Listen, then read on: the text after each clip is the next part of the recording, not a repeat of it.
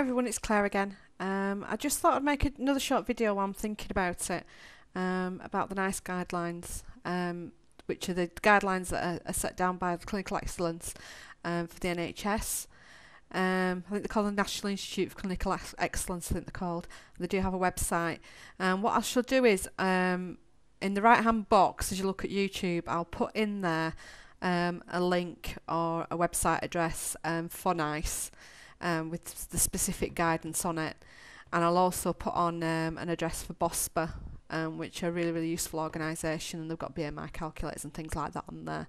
And they also tell you a little bit about the surgery and how to approach your GP and things like that. They're really, really useful. They also have a list of help groups, so there might actually be help groups in your area where you can go along and have a listen to people and get a little bit of feedback and find out a little bit more about what it's like to live after the surgery.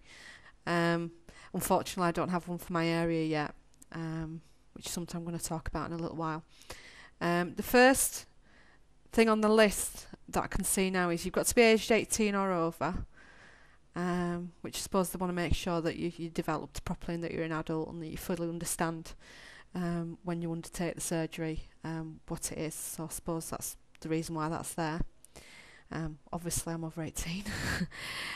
You've got to be receiving treatment in an obesity clinic in a hospital.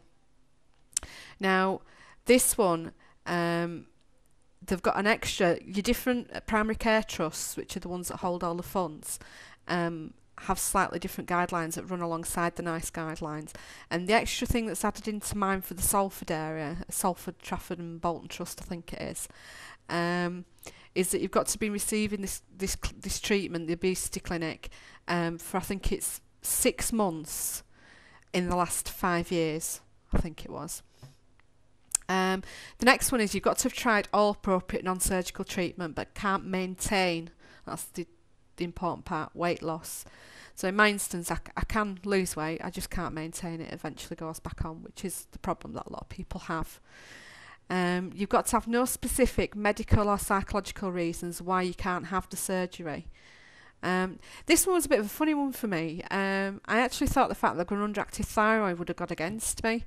But I think the key words here is like that you've got to be regulated, and it's got to be, you know, whatever condition you've got, it's got to be sort of relatively calm. So for me, the thyroid's actually been sorted out with the thyroxine tablets, and now my thyroid levels are at normal. There's no reason why I can't have it.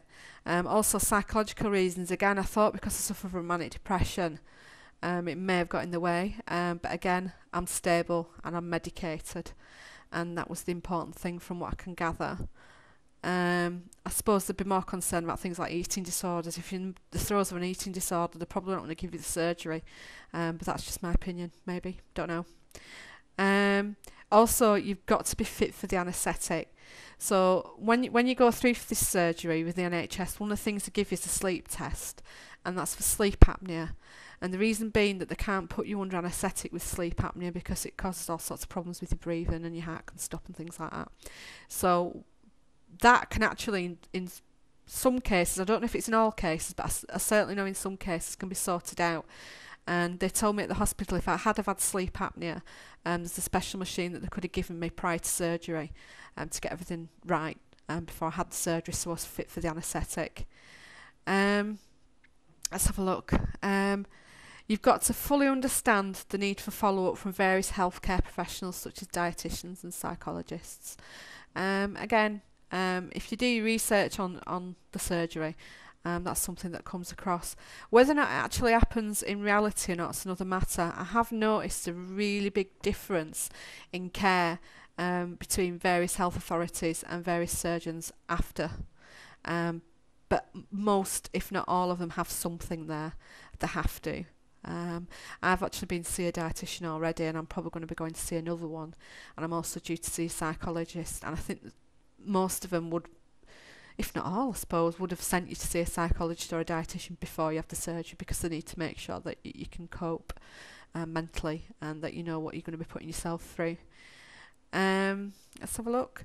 The other thing is as well is your weight, your BMI.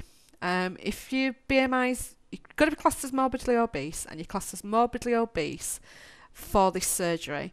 If your BMI is between 35 and 40 and you've got aggravating health conditions such as arthritis, I think that's one of the conditions. There's some other ones as well. I think high cholesterol is another one, and a couple of others. I think sleep apnea, again, I think that's another one.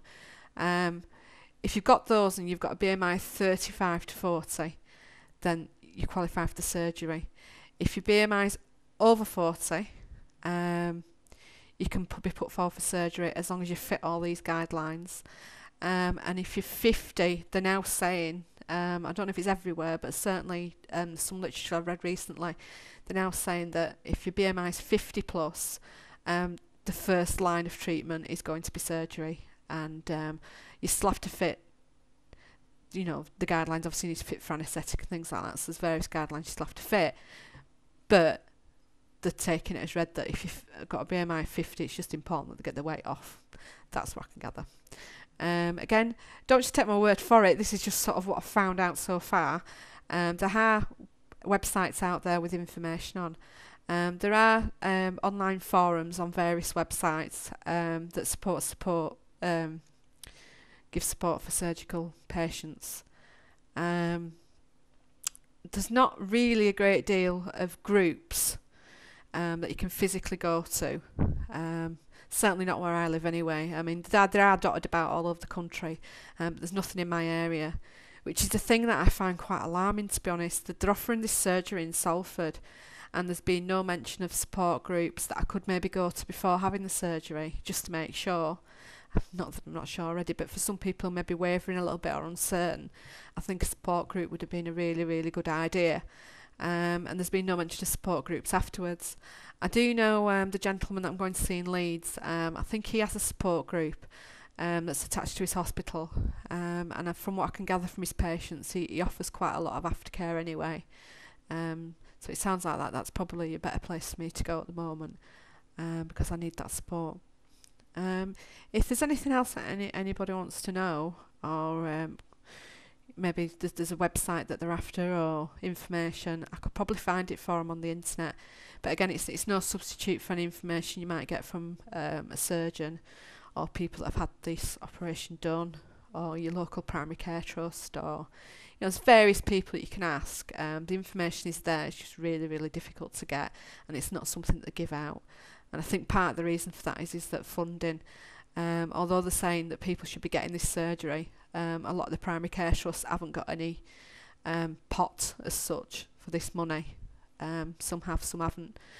So again, it'll depend on where you live. And that's it for now. I look forward to hearing from you. Bye.